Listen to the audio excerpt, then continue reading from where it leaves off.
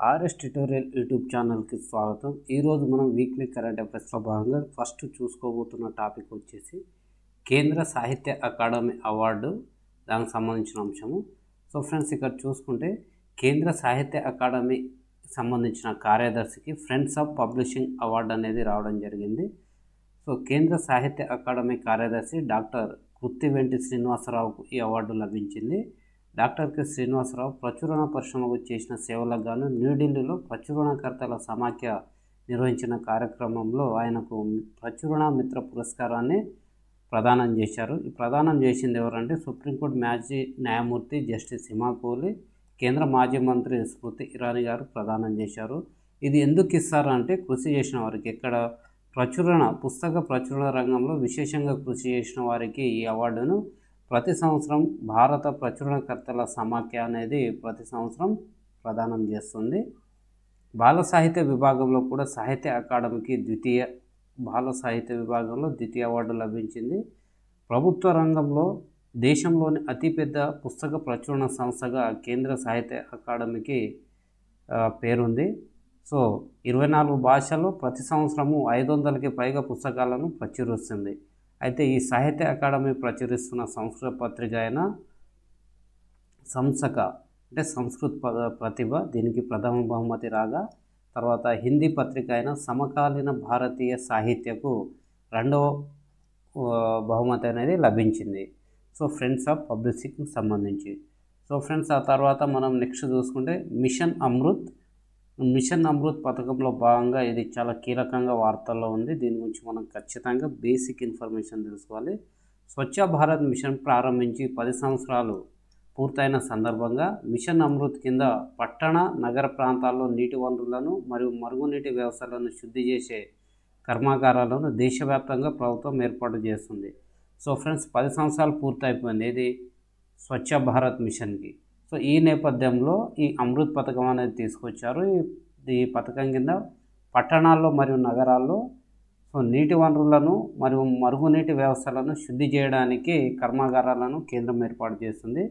So ఇక్కడ దేశవ్యాప్తంగా మరుగుదొడ్ల నిర్మాణం, పరిసరాలు, వ్యక్తిగత పరిశుభ్రతపై ప్రజల అవగాహన కల్పించడం ద్వారా ఈ పరిశుభ్రతను ప్రోత్సహించాలన్న లక్ష్యంతో 2014లో స్వచ్ఛ భారత్ మిషన్, అదేవిధంగా దేశవ్యాప్తంగా పట్టణ స్థానిక సంస్థల్లో 2.68 కోట్ల నల్లా కనెక్షన్లు ఇచ్చి ప్రతి ఇంటికి తాగునీటి సౌకర్యాన్ని కల్పించారు.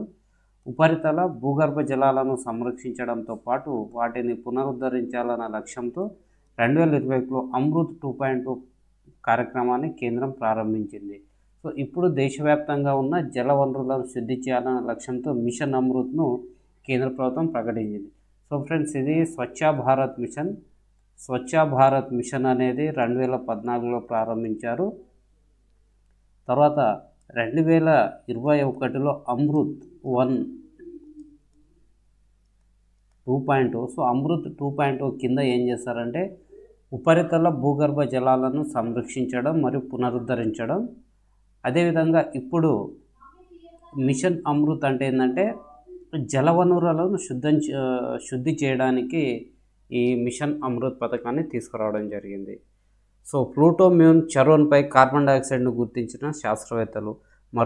మరగుజ్జు గ్రహం ప్లూటోకు అతిపెద్ద చంద్రుడైన చరోన్పై CO2 కార్బన్ డైఆక్సైడ్ను మరియు హైడ్రోజన్ పెరాక్సైడ్ వాయువుల ఉనికిని జేమ్స్ వెబ్ టెలిస్కోప్ సహాయంతో అమెరికాలోని సౌత్ వెస్ట్ రీసెర్చ్ ఇన్స్టిట్యూట్ శాస్త్రవేత్తల బృందం తొలిసారిగా గుర్తించింది. భవ్య సౌర వ్యవస్థలో మంచు ఎలా ఆవిర్భవించింది, ఆ తర్వాత ఎలాంటి మార్పులకు లోనైందని తెలుసుకునేందుకే ఈ పరిమాణం ఉపయోగపడే అవకాశాలు ఉన్నాయి. ప్లూటోకు 5 సహజ చందమామలు ఉన్నాయి. ప్లూటోకు సహజంగానే 5 చందమామలు ఉన్నాయి దాని చుట్టూ. వాటిలో చరోన్ అనేది ఒకటి. చరోన్ 1978లో కనుగొన్నారు. చరోన్పై మంచు మరియు అమోనియా కర్బన సమ్మేళనాల ఉనికిని గతంలోనే బయటపడింది. సో మంచు, అమోనియా, కర్బన సమ్మేళనాలు. కానీ ఇప్పుడు కొత్తగా కనుక్కున్నది ఏంది, కార్బన్ డైఆక్సైడ్, అదేవిధంగా హైడ్రోజన్ పెరాక్సైడ్. ఈ రెండింటిని కొత్తగా కనుగొనడం జరిగింది.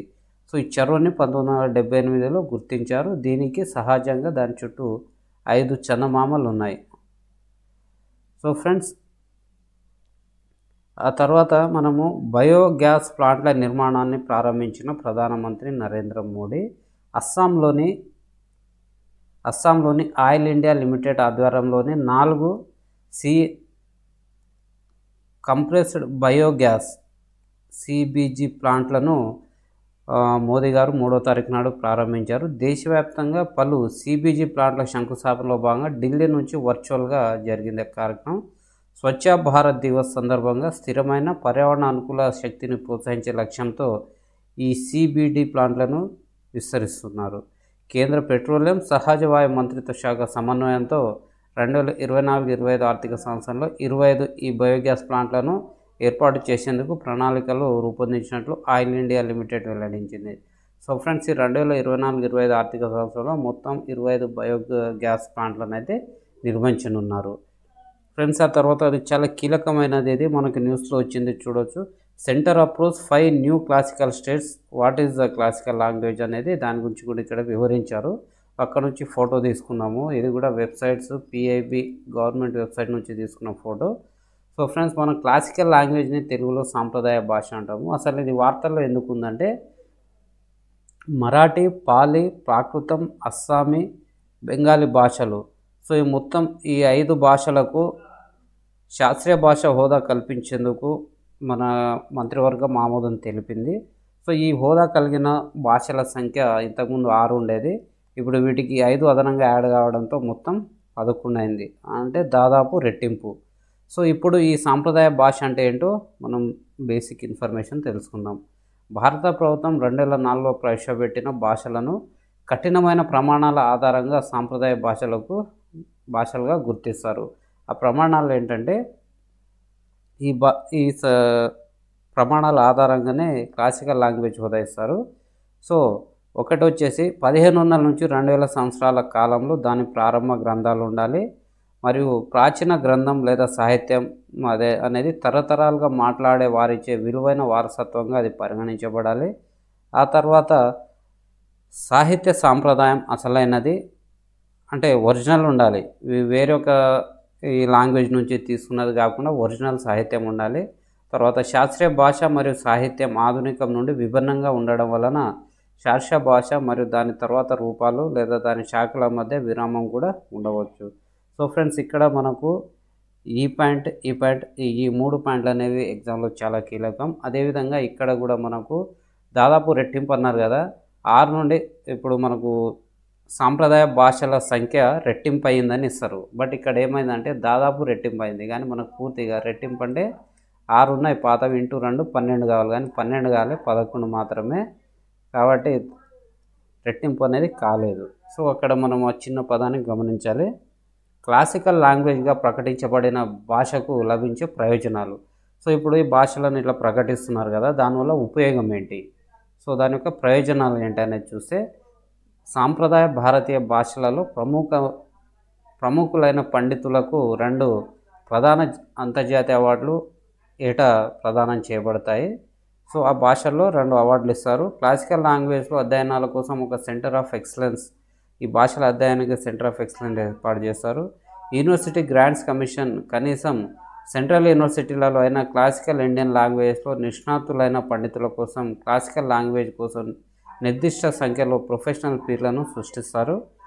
క్యాబినెట్ యొక్క తాజా నిర్ణయం తర్వాత సో మొత్తం 11 భాషలకు క్లాసికల్ లాంగ్వేజ్ హోదా కల్పించబడింది. అయితే ఫస్ట్ వచ్చేసి 2004లో తమిళ భాషను ఒక క్లాసికల్ లాంగ్వేజ్గా గుర్తించారు. తర్వాత రెండవది సంస్కృతం, కన్నడం, తర్వాత తెలుగు. సో ఈ కన్నడం, తెలుగు 2008లో ఒక క్లాసికల్ లాంగ్వేజ్గా గుర్తించారు. తర్వాత మలయాళం, ఒడియా. అయితే ఇప్పుడు అక్టోబర్ 3, 2024 నాడు మరొక 5 భాషలను, అందులో అస్సామీ, బెంగాలీ, మరాఠీ, పాలి, తర్వాత ప్రాకృతం, సో ఈ 5 భాషలను గుర్తించారు. సో ఫ్రెండ్స్, పాతవి 6 ప్లస్ కొత్తవి 5, మొత్తం 11 సాంప్రదాయ భాషలు ఉన్నాయి. సో వీటి వల్ల ఉపయోగాలు ఏంటి, ఇలా గుర్తించడం వల్ల ఈ భాషలకు కలిగే ప్రయోజనం ఏంటి అనేది, అదేవిధంగా ఈ గుర్తించడానికి రూల్స్ ఏమున్నాయి, ఇంతకుముందు మనం పైన చెప్పుకున్నట్టు ఈ రూల్స్ ఏమున్నాయి అనేది కూడా మనం మినిమం అవగాహన ఉండాలి. వీటి మీద క్వశ్చన్ వచ్చే అవకాశం ఉంది. నారీమణుల సాహస యాత్ర.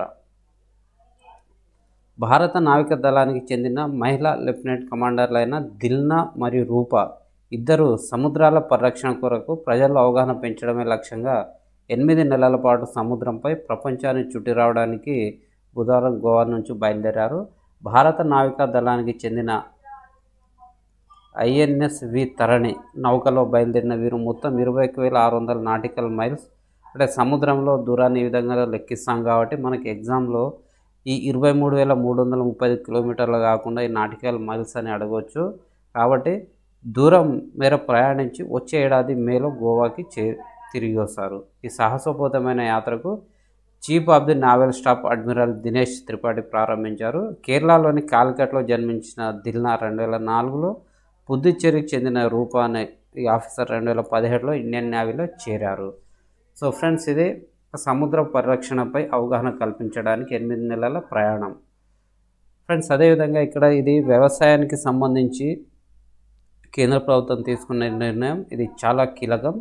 PM రాష్ట్ర కృషి వికాస్ యోజన, PMRKVY మరియు కృషి ఉన్నతి యోజన పథకాలను కేంద్ర ప్రభుత్వం ఆమోదం. అంటే ఫ్రెండ్స్, ఇవి కొత్త పథకాలు కావు, కానీ వ్యవసాయ రంగంలో మొత్తం 18 పథకాలు ఉన్నాయి. వీటన్నిటిని క్రోడీకరించి 2 పథకాలుగా RKVY 1, KUY 1 ఇట్లా 2 భాగాలుగా డివైడ్ చేశారు.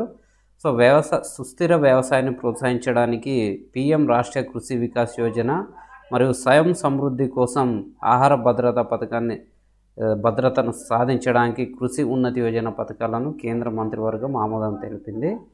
సో ఈ RKVY కృషి వికాస్ యోజన అనేది సుస్థిర వ్యవసాయాన్ని ప్రోత్సహించాలి. సుస్థిర వ్యవసాయం ప్రోత్సహించడం. ఈ కృషి ఉన్నతి యోజన అనేది ఆహార భద్రతకు సంబంధించి ఫ్రెండ్స్.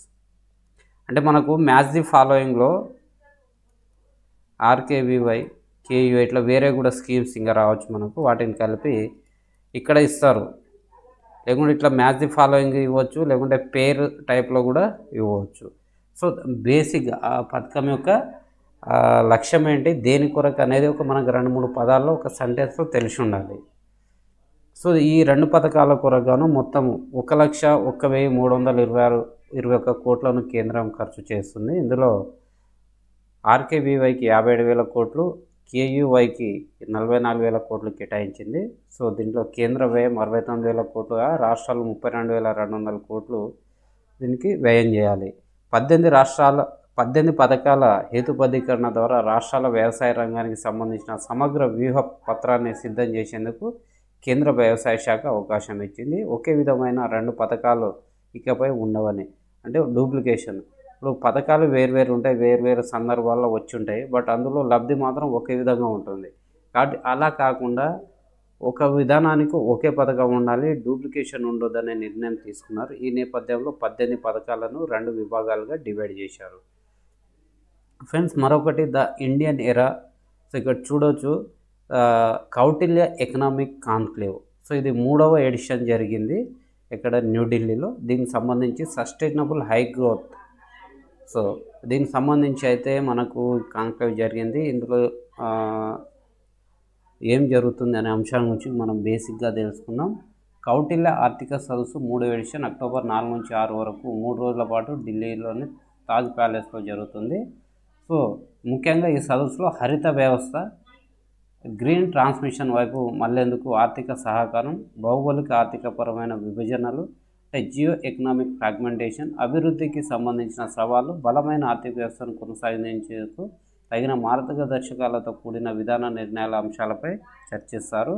ఈ సదస్సులో భారతీయ, అంతర్జాతీయ నిపుణులు, విధానకర్తలు భారత ఆర్థిక వ్యవస్థ, గ్లోబల్ సౌత్ యొక్క ఆర్థిక వ్యవస్థలు ఎదుర్కొంటున్న ముఖ్యమైన సవాళ్లను గురించి చర్చిస్తారు. కౌటిల్య ఆర్థిక సదస్సుకు కేంద్ర ఆర్థిక మంత్రిత్వ శాఖ భాగస్వామ్యంతో ఇన్స్టిట్యూట్ ఆఫ్ ఎకనామిక్ గ్రోత్ సంస్థ నిర్వహిస్తుంది.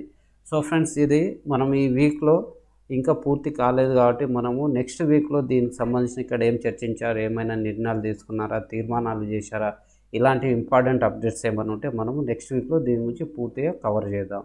అంటే చాలా ఇది ఇంపార్టెంట్ కాబట్టి. External affairs minister Jaishankar to go to Pakistan for SCO summit. So friends, దీనికి సంబంధించి చూద్దాము. ఫ్రెండ్స్, మన RS ట్యూటోరియల్ యూట్యూబ్ ఛానల్ని ఫస్ట్ టైం చూస్తున్నారు, ఖచ్చితంగా మన ఛానల్ని అయితే సబ్స్క్రైబ్ చేసుకోండి. అదేవిధంగా వీడియోని లైక్ చేయండి.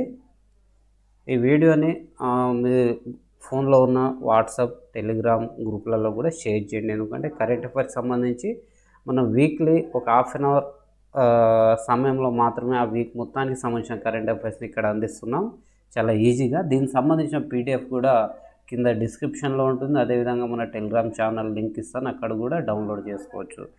సో షాంఘై కోఆపరేషన్ ఆర్గనైజేషన్ సదస్సుకు పాకిస్తాన్ వెళ్తున్న భారత విదేశాంగ మంత్రి ఎస్ జయశంకర్. సో ఫ్రెండ్స్, ఎందుకు ఈ సదస్సులకు వెళ్తున్నా కామన్ కదా, మరి వెళ్తుంటే ఇది ఎందుకు ప్రత్యేకత అంటే ఇందులో పాకిస్తాన్కి వెళ్తున్నారు. సో ఇంకా ఏముందనేది చూద్దాం. సో ఎస్సీఓ సమావేశంలో పాల్గొనేందుకు భారత external minister S Jaishankar Pakistan వెళ్తున్నారు. SCO council of heads of government సమావేశాలు ఈ నెల 15 నుంచి 16 తేదీలో జరుగుతాయి. ఈ సమావేశాలకు పాక్ నుంచి ఆహ్వానం అందినట్టు గత ఆగస్టు 30న ఒక ప్రకటనలో భారత్ వెల్లడించింది. 2015 డిసెంబర్ అనంతరం భారత విదేశాంగ మంత్రి పాకిస్తాన్కి వెళ్ళడం ఇదే తొలిసారి. సో 2015 నుంచి మినిస్ట్రీ ఆఫ్ ఎక్స్టర్నల్ అఫైర్స్ వీరు మన పాకిస్తాన్కు వెళ్ళలేదు. సో ఇప్పుడు ఫస్ట్ టైం వెళ్తున్నారు. సో అప్పుడు 2015లో సుష్మా స్వరాజ్ ఆఫ్ఘనిస్తాన్లో కాన్ఫరెన్స్ కోసం ఇస్లామాబాద్లో పర్యటించారు. షాంఘై కోఆపరేషన్ ఆర్గనైజేషన్ అనేది 2001లో చైనా, రష్యా స్థాపించిన ఒక యురేషియా సంస్థ. 1996లో ఏర్పడిన షాంఘై 5కు ఇది నెక్స్ట్ అనుసంధానంగా వచ్చింది. ఎస్సీఓ అనేది republic of India, republic of Iran. So ఇందులో ఏమేమి ఉంటాయని చూడండి friends. India, Iran, Kazakhstan, China, Kyrgyzstan, తర్వాత పాకిస్తాన్, రష్యా, తజకిస్తాన్, ఉజ్బెకిస్తాన్ వంటి 9 శాశ్వత సభ్య దేశాలతో కూడిన ఇది ఒక శాశ్వత ఇంటర్ గవర్నమెంట్ అంతర్జాతీయ సంస్థ. ఈ ఎస్సీఓ అనే సంస్థలో నిర్మాణాత్మక సంస్థను కలిగి ఉంది. వీటిలో అంటే అనేక సంస్థలు ఉన్నాయి సబ్గా. Council of head of state, council of head of government, SCO secretariat, regional anti terrorist structure. తర్వాత దీని యొక్క హెడ్ క్వార్టర్ అనేది చైనాలోని బీజింగ్లో ఉంది. సో ఫ్రెండ్స్, ఇది సమావేశం జరిగిన తర్వాత దీనికి సంబంధించిన పూర్తి సమాచారాన్ని మనము నెక్స్ట్ రాబోయే వారాల్లో చూద్దాము. Sweden joins ISRO's Venus arbiter machine. So Sweden మరియు మన ఇస్రో కలిసి ఈ వీనస్ ఆర్బిటర్ మిషన్ని చేపడుతున్నారు. దానికి సంబంధించిన ఇది సైంటిఫిక్ మరియు ఇంటర్నేషనల్ ఇష్యూ కాబట్టి ఇది చాలా కీలకం. సైన్స్ అండ్ టెక్నాలజీ సంబంధించి కరెంట్ అఫైర్స్లో ముఖ్యంగా ఇది వార్తల్లో ఎందుకుందంటే కేంద్ర మంత్రివర్గం ఆమోదించిన ఇస్రో వీనస్ ఆర్బిటర్ మిషన్లో స్వీడన్ అధికారికంగా చేరింది. స్వీడన్ 1986 నుంచి భారతదేశం యొక్క అంతరిక్ష భాగస్వామిగా కూడా ఉంది. ఇది చంద్రయాన్ మిషన్లో అయినా చంద్రయాన్ 1, 2, 3లలో ఇస్రోతో పార్ట్నర్షిప్లో ఉంది. మరియు చంద్రయాన్ 4 మరియు గగన్యాన్ యొక్క మానవ అంతరిక్ష యాత్రలో కూడా భాగస్వామ్యం కావాలని లక్ష్యంగా మన దేశం పెట్టుకుంది. So Swedish institute of space physics ఇస్రోకు అందించినట్లు సమాచారం. వీనస్ న్యూట్రల్స్ ఎనలైజర్ ఇన్స్ట్రుమెంట్తో తేలికైనది, తక్కువ శక్తి కానీ అధిక సామర్థ్యం కలిగిన ఎనర్జెటిక్ న్యూట్రల్ అణువుల ఎనలైజర్. న్యూట్రన్ ఎనలైజర్ ఇన్స్ట్రుమెంట్ సూర్యుడు అంటే ఇది ఏం చేస్తుందంటే సూర్యుడు మరియు శుక్రుడి వాతావరణం మరియు ఎక్సోస్ఫియర్ నుంచి ఛార్జ్ చేయబడిన కణాల మధ్య పరస్పర చర్యలను అధ్యయనం చేస్తుంది.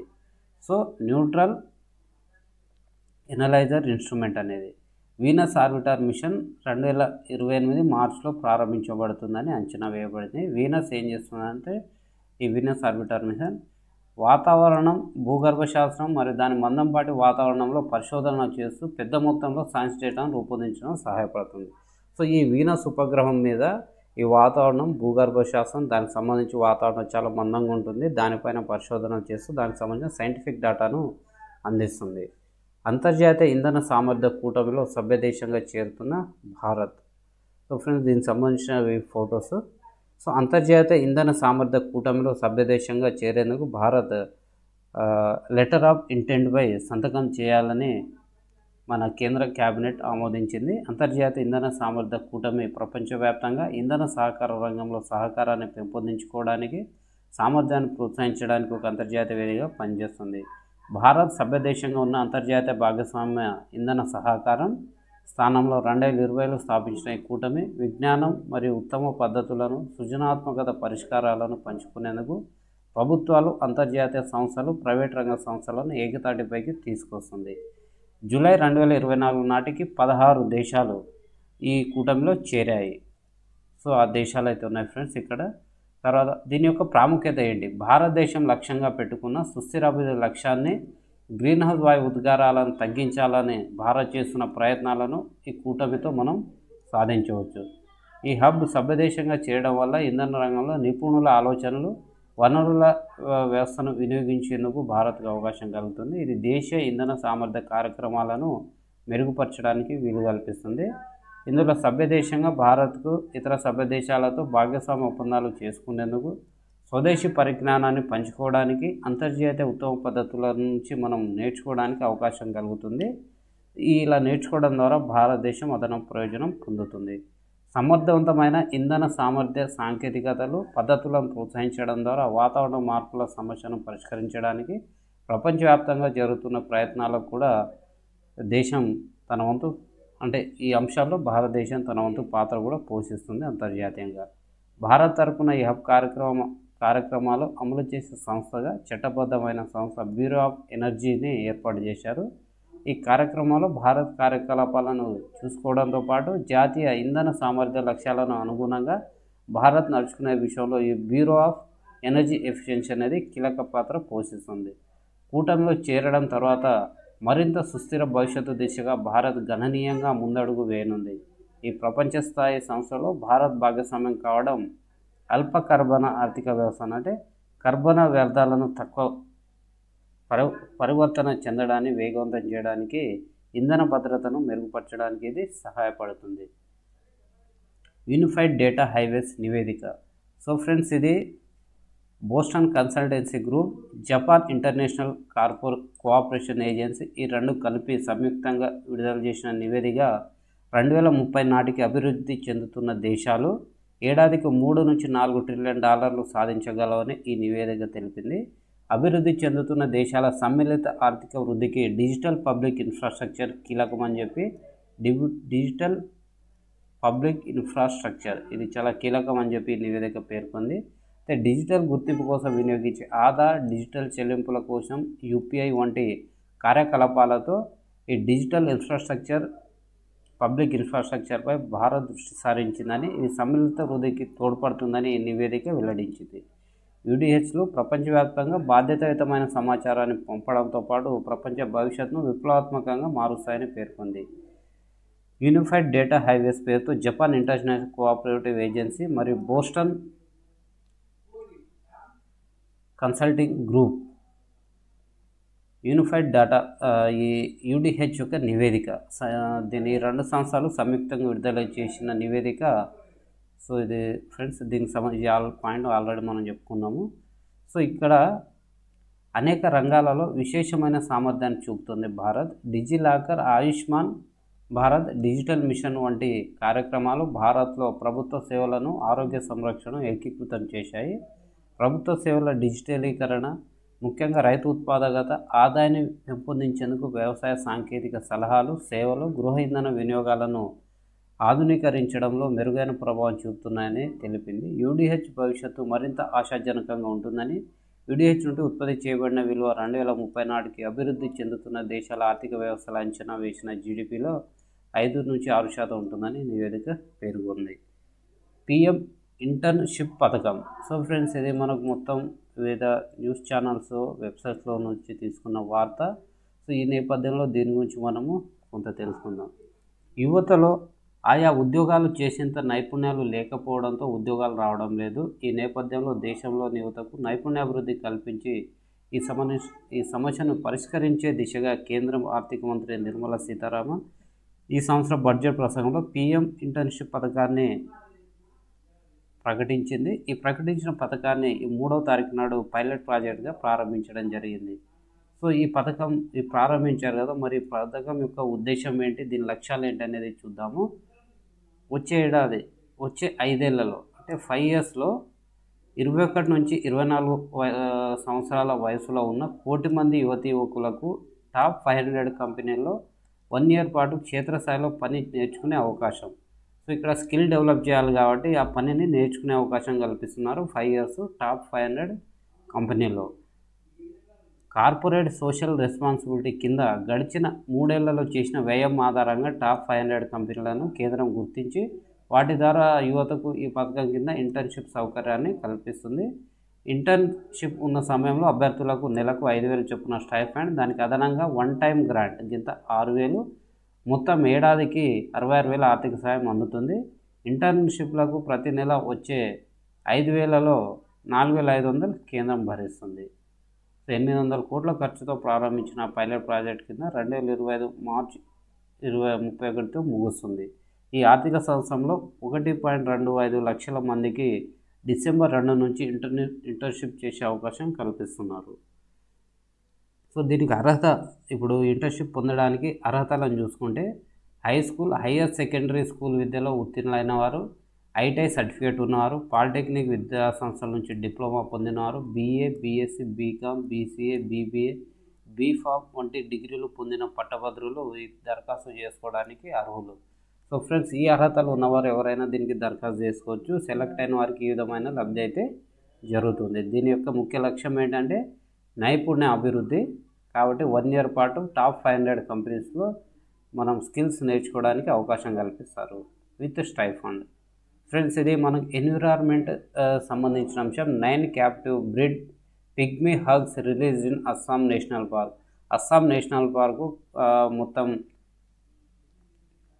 9 పిగ్మీ హబ్లను రిలీజ్ చేశారు. ఈ పిగ్మీ హబ్ అంటే ఏంటి ఫ్రెండ్స్ అంటే ఇదో పిగ్గే, అంటే చిన్న పంది, ప్రపంచంలోనే అతి చిన్న పంది మరియు అరుదైన అడవి పంది అని చెప్పవచ్చు.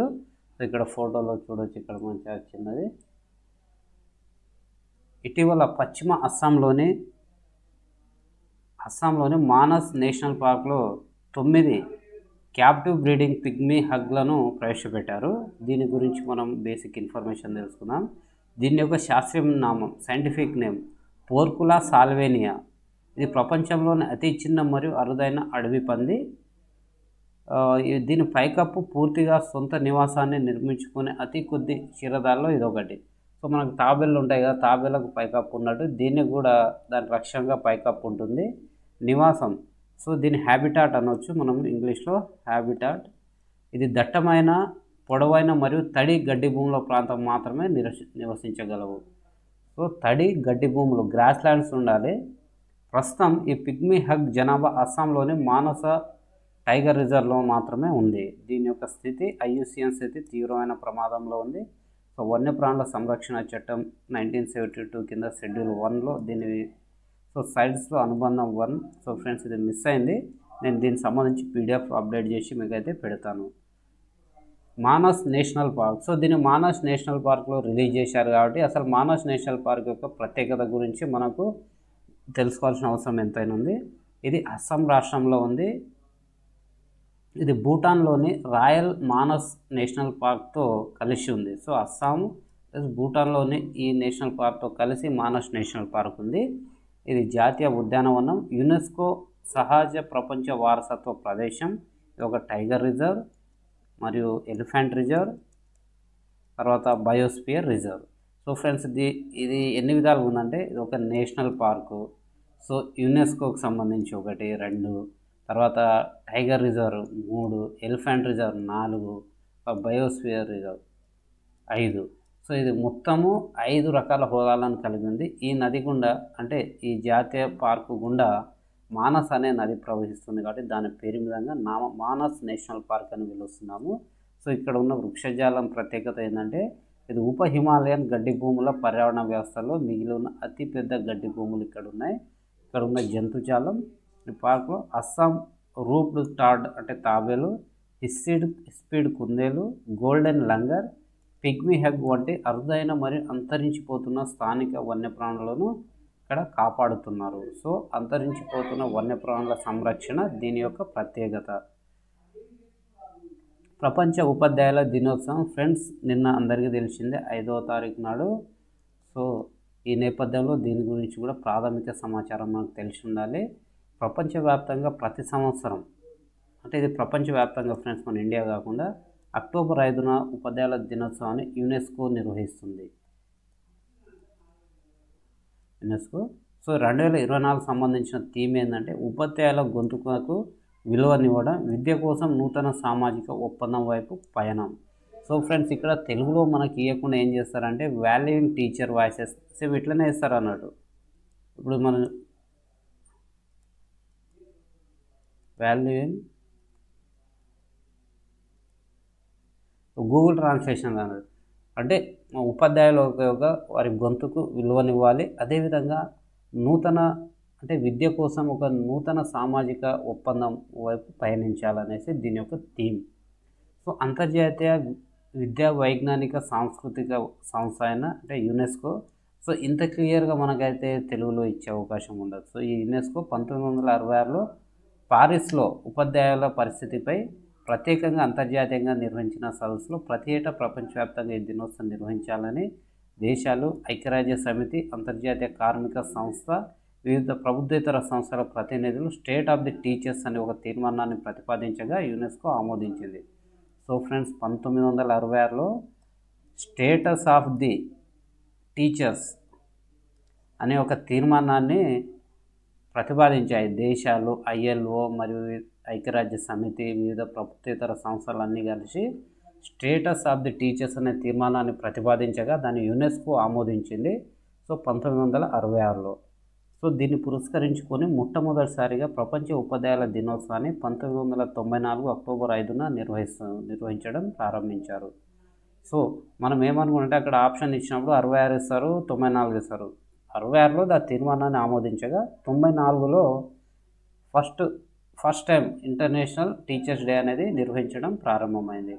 ఉపాధ్యాయ విద్య వారి కార్యాలయంలో ప్రమాణాలపై రూపొందించిన సిఫార్సులను యునెస్కోతో పాటు ఇంటర్నేషనల్ లేబర్ ఆర్గనైజేషన్ ILO ఆమోదించినందుకు గుర్తుగా ఉపాధ్యాయ దినోత్సవం నిర్వహించబడుతుంది.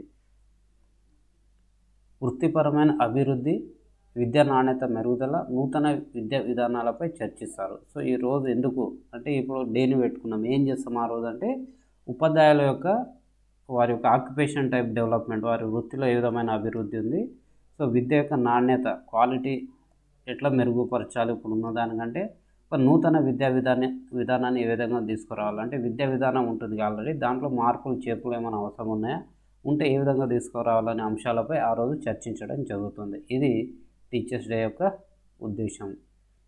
Next, women in space leadership programme. So India UK launches women in space leadership programme. So friends, స్పేస్లో ఉమెన్ తన పాత్రను పోషించాలని చెప్పి భారత్ మరియు UK కలిపి ఈ ప్రోగ్రామ్ని ప్రారంభించాయి. భారత్, బ్రిటన్ ఉమ్మడి విద్యా పరిశోధన కార్యక్రమంలో భాగంగా women in leadership space leadership ప్రోగ్రామ్ని బ్రిటిష్ కౌన్సిల్ సహాయంతో ప్రారంభించింది. ఈ కార్యక్రమం యొక్క ముఖ్య ఉద్దేశం ఫ్రెండ్స్, ఏదైనా ఒక ఉంటే కార్యక్రమం అంటే దాని యొక్క ఉద్దేశము, లక్ష్యాలు ఉంటాయి, అవి మనకు చాలా కీలకం. ఆ తర్వాత 5-10 సంవత్సరాలు గడిచిన తర్వాత లక్ష్యాలు సాధించామా లేదా అనే దాని మీద కూడా మనకు రిపోర్ట్స్ వస్తుంటాయి, అవి కూడా కీలకం. ఖగోళ శాస్త్ర రంగంలో పురుషులతో పాటు మహిళలకు సమాన అవకాశాలను కల్పించాలనేది కార్యక్రమం యొక్క ముఖ్య ఉద్దేశం. ఖగోళ శాస్త్ర రంగంలో మహిళా నాయకత్వాన్ని ప్రోత్సహించేందుకు, వారికి సమాన భాగస్వామ్యాన్ని కల్పించేందుకు అనువైన వ్యూహాత్మక నాయకత్వ వ్యవస్థను ఏర్పరచడంపై ఈ కార్యక్రమం దృష్టి సారిస్తుంది. ఈ దిశగా వివిధ సంస్థలకు బ్రిటిష్ కౌన్సిల్ సహకారాన్ని అందిస్తుంది. ఈ కార్యక్రమాన్ని అమలు చేసేందుకు కోవెంట్రీ విశ్వవిద్యాలయం కూడా సహకరిస్తుంది. పటిష్టమైన నాయకత్వ పద్ధతులను నెలకొల్పడం ద్వారా శాస్త్ర సాంకేతిక రంగాల్లో పరిశోధన, సృజనాత్మకతల్లో తమ వంతు పాత్ర పోషించేందుకు మహిళలకు అవకాశం లభిస్తుంది. ఖగోళ శాస్త్ర రంగంలో మహిళలకు సమాన అవకాశాలను కల్పించేందుకు అనుసరించదగ్గ జాతీయ, అంతర్జాతీయ స్థాయి అవకాశాల గురించి విద్యావేత్తలు, విధానకర్తలు, ప్రతినిధులు చర్చించేందుకు వేదికగా ఇది పనిచేస్తుంది.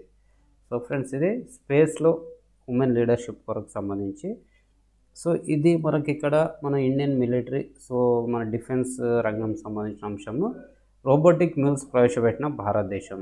సో ఈ రోబోటిక్ మిల్స్ అంటే ఇక్కడ చూస్తున్నాం కదా ఫ్రెండ్స్, మనకు ఈ కంచెర గాడిదలు, ఇవి ఏంటంటే ఇప్పుడు మనకు ఇవి బరువును మోస్తాయి, ఒక ప్రాంతం నుంచి మరో ప్రాంతానికి రవాణా చేయడానికి. కంచెర గాడిదల స్థానంలో ఈ రోబోటిక్స్ని ప్రవేశపెట్టడం జరిగింది. సో వీటికి సంబంధించిన చాలా కీలకమైన అంశాలను చూద్దాం.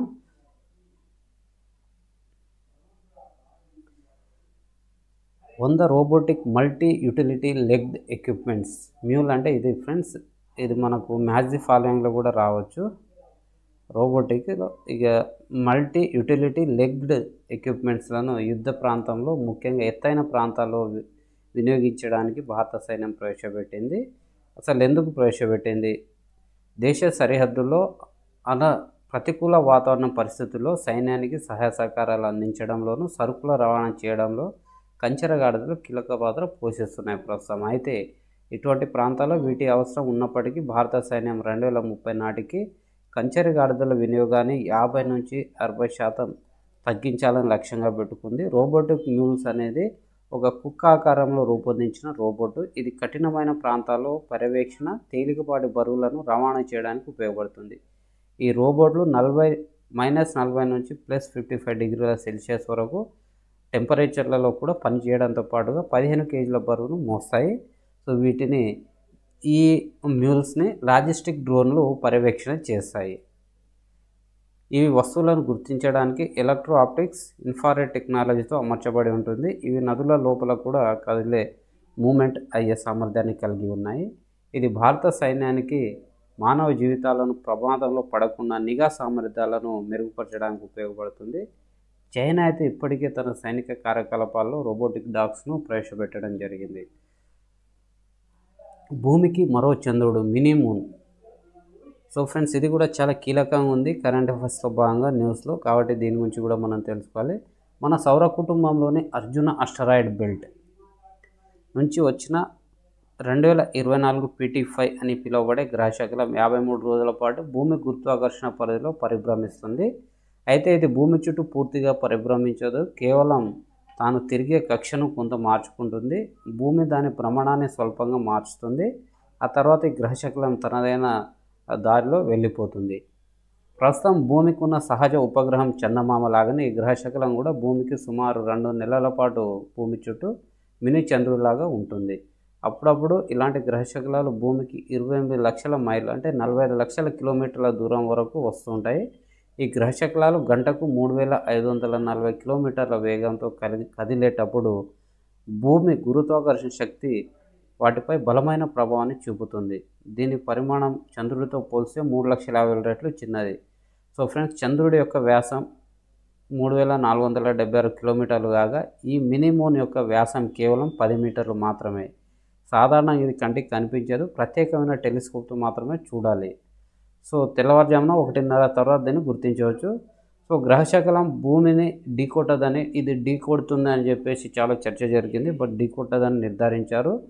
సో అమెరికన్ అస్ట్రానామికల్ శాస్త్రవేత్తలు 2024 PT5 యొక్క కక్ష యొక్క లక్షణాలను అర్జున అస్ట్రాయిడ్ బెల్ట్ నుంచి వచ్చిన గ్రహశకలాలకు పోలి ఉన్నాయని తెలిపింది. సో మనకు చంద్రుడి నుంచి ఉన్న ఈ గ్రహాలు, సో ఇక్కడ మనకు అస్ట్రాయిడ్ బెల్ట్ ఉంది, ఇక్కడ అన్ని గ్రహశకలాలు దుమ్ముధూళి అన్నీ ఉంటాయి ఫ్రెండ్స్. ఇక్కడ నుంచి ప్రతి సంవత్సరం కొన్ని వేల లక్షల అస్ట్రాయిడ్స్ అనేవి బయటకు పోతూ ఉంటాయి. సో ఇక్కడ దీనికి అర్జున అస్ట్రాయిడ్ బెల్ట్ అని పేరు పెట్టారు. సో ఖగోళ శాస్త్రవేత్త డాక్టర్ హెచ్ మెక్నాట్ 1991 నవంబర్ 1న ఆస్ట్రేలియాలోని సైడింగ్ స్ప్రింగ్ అబ్జర్వేటరీలో 1991 VG అనే గ్రహశకలాన్ని కనుగొన్నాడు. ఈ అస్ట్రాయిడ్ బెల్ట్కి మహాభారతంలోని ప్రముఖ పాత్ర అయిన అర్జున పేరును పెట్టారు. దీనిని ఇంటర్నేషనల్ అస్ట్రానామికల్ యూనిట్ కూడా అధికారికంగా ఆమోదించింది. సో ఫ్రెండ్స్, ఇక్కడ మన దేశం సొంతంగా పెట్టుకున్నది ఏం లేదు, అంతర్జాతీయ ఖగోళ సంఘం ఈ పేరును ఆమోదించింది.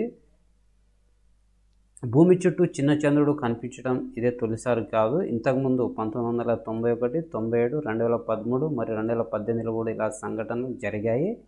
సో కొన్ని మినిమూన్స్ కూడా మరొకసారి ఇలా దర్శనం ఇస్తుంటాయంట. 2021 NX1 గ్రహశకలం 1981లో మినిమూన్గా మారింది, తిరిగి 2022 కనిపించింది. ఫ్రెండ్స్, దాదాసాహెబ్ ఫాల్కే అవార్డుకు ఎంపికైన మిథున్ చక్రవర్తి. సో ఈ ఫోటోలో చూసిన వ్యక్తి చాలా ఫేమస్, అందరికి తెలిసిన వ్యక్తి, సినిమాల్లో నటిస్తుంటారు. భారతదేశంలో సినిమా రంగానికి సంబంధించి ప్రతిష్టాత్మకంగా భావించేది దాదాసాహెబ్ ఫాల్కే అవార్డు. ఈ 2024 సంబంధించిన అవార్డుకి గాను ప్రముఖ నటుడు మిథున్ చక్రవర్తి ఎంపికైనట్టు కేంద్ర సమాచార ప్రసార మంత్రిత్వ శాఖ తాజాగా ప్రకటించింది. భారతీయ చిత్ర పరిశ్రమకు మిథున్ చక్రవర్తి చేసిన సేవకు గాను ఇది. సో ఈ మిథున్ చక్రవర్తి గురించి వ్యక్తిగత సమాచారం చూస్తే 1950 కలకత్తాలో జన్మించారు. 1976 మృగయ సినిమాతో తొలి సినిమాలో నటించి ఇప్పటివరకు దాదాపు 300 చిత్రాల్లో నటించారు. ఈయన నటించిన తొలి సినిమా అంటే ఈ మృగయ సినిమాకే ఉత్తమ నటుడిగా మరియు జాతీయ చలనచిత్ర అవార్డును అందుకున్నారు. హిందీ, బెంగాల్ చిత్రాలతో పాటు కన్నడ, తెలుగు, ఒరియా, భోజ్పూర్ చిత్రాల్లో నటించారు. సో ఇతను ఒక పాటతో చాలా మంచి గుర్తింపు తెచ్చుకున్నారు. అదేంటంటే I am a disco dancer అనే ఒక పాటతోటి ఇతను చాలా విదేశాల్లో కూడా గుర్తింపు వచ్చింది. సినిమా రంగంలో ఈయన చేసే కృషికి గాను కేంద్ర ప్రభుత్వం ఈ ఏడాదినే పద్మభూషణ్ అవార్డు కూడా అందజేసింది. అయితే ఫ్రెండ్స్, ఇతనికి పద్మభూషణ్ అవార్డు ఇచ్చిన నేపథ్యంలో అసలు ఈ దాదాసాహెబ్ ఫాల్కే అవార్డు ఇచ్చిన నేపథ్యంలో మనం అతని గురించి తెలుసుకున్నాం కదా. ఇప్పుడు దాదాసాహెబ్ ఫాల్కే అవార్డు దానికి సంబంధించి కూడా బేసిక్ ఇన్ఫర్మేషన్ తెలుసుకుందాం. సో భారతీయ సినిమాకి పితామహుడిగా భావించే దాదాసాహెబ్ ఫాల్కే శత జన్మదినం సందర్భంగా 1969లో పురస్కారాన్ని ఏర్పాటు చేశారు. భారతీయ సినిమా రంగంలో గణనీయమైన సేవ చేసిన వారికి ప్రతి సంవత్సరం ఈ పురస్కారం అందజేస్తారు. ఒక సంవత్సరానికి సంబంధించిన పురస్కారం మరుసటి ఏడాది చివరిలో ఇచ్చే జాతీయ సినిమా అవార్డులతో పాటు ఇస్తారు. 1969లో మొట్టమొదటిసారిగా ప్రకటించిన పురస్కారానికి నటి అంటే హీరోయిన్ దేవికా రాణికి గెలుచుకోవడం జరిగింది అవార్డుని. సో ఈ దాదాసాహెబ్ ఫాల్కే అవార్డు అందుకున్న తొలి తెలుగు వ్యక్తి ఎవరంటే బొమ్మిరెడ్డి నరసింహారెడ్డి. సో ఫ్రెండ్స్, ఇది మనకు దాదాసాహెబ్ ఫాల్కే అదేవిధంగా అవార్డు మిథున్ చక్రవర్తికి సంబంధించి తొలి తెలుగు వ్యక్తి ఎవరంటే బొమ్మిరెడ్డి నరసింహారెడ్డి. ఫ్రెండ్స్ మన ఆర్ఎస్ ట్యూటోరియల్ యూట్యూబ్ ఛానల్ని ఇప్పటిదాకా సబ్స్క్రైబ్ చేసుకోకున్నట్లయితే ఖచ్చితంగా సబ్స్క్రైబ్ చేసుకోండి. అదేవిధంగా ఈ వీడియోని లైక్ చేయండి. మీకు ఏమైనా ప్రిపరేషన్లో డౌట్ ఉంటే కింద కామెంట్ సెక్షన్లో కామెంట్ చేయండి. అదేవిధంగా ఈ వీడియోని షేర్ కూడా చేయండి. మెరైన్ రఫేల్ యుద్ధ విమానాలను కొనుగోలు చేయనున్న భారత్. సో ఫ్రెండ్స్, ఫ్రాన్స్ నుంచి ఈ రఫేల్కి సంబంధించిన మెరైన్ యుద్ధ విమానాలను భారత్ ఫ్రాన్స్ నుంచి కొనుగోలు చేయనుండి. అవి కూడా ఏంటంటే 26 రఫేల్ యుద్ధ విమానాలు. సో వీటికి సంబంధించిన ఇన్ఫర్మేషన్, విమాన వాహక నౌక ఐఎన్ఎస్ విక్రాంత్ కోసం 26 మెరైన్ రఫేల్ యుద్ధ విమానాలను కొనుగోలు చేసేందుకు ఫ్రాన్స్ ఒప్పందం కుదుర్చుకోవడానికి అజిత్ దోవల్ గారు ఫ్రాన్స్కి వెళ్ళారు. అయితే అజిత్ దోవల్ ఫ్రాన్స్కి చేరక ముందే భారత నావికాదళం సరికొత్త విమాన వాహక నౌకను పూర్తి స్థాయిలో వినియోగించేందుకు ఈ ఒప్పందం అనేది చాలా ముఖ్యం. ఈ ఒప్పందం కుదిరితే దసాల్ట్ ఏవియేషన్కు చెందిన రఫేల్ మెరైన్ జెట్లు ప్రస్తుతం భారత నౌకాదళంలోని MiG-21 స్థానంలో పనిచేస్తాయి. ఈ సరికొత్త రఫేల్ మెరైన్ జెట్లతో భారత్ అభివృద్ధి చేసిన ఉత్తమ రాడార్ను కూడా అనుసంధానించాలి. ఈ ప్రాజెక్టుకు సుమారు 8 సంవత్సరాల సమయం పడుతుంది. అదే సమయంలో ఫ్రాన్స్కు చెల్లింపులు కూడా చేయాలి. దీంతోపాటు దేశంగా తయారు చేసిన అస్త్రా, రుద్రం అనే క్షిపణులను కూడా ఈ విమానాలకు ఇంటిగ్రేట్ చేయాలని భారత్ ఫ్రాన్స్ని కోరింది. దీంతోపాటు వాయుసేనకు అవసరమైన 40 ట్రాప్ ట్యాంకుల కొనుగోలు,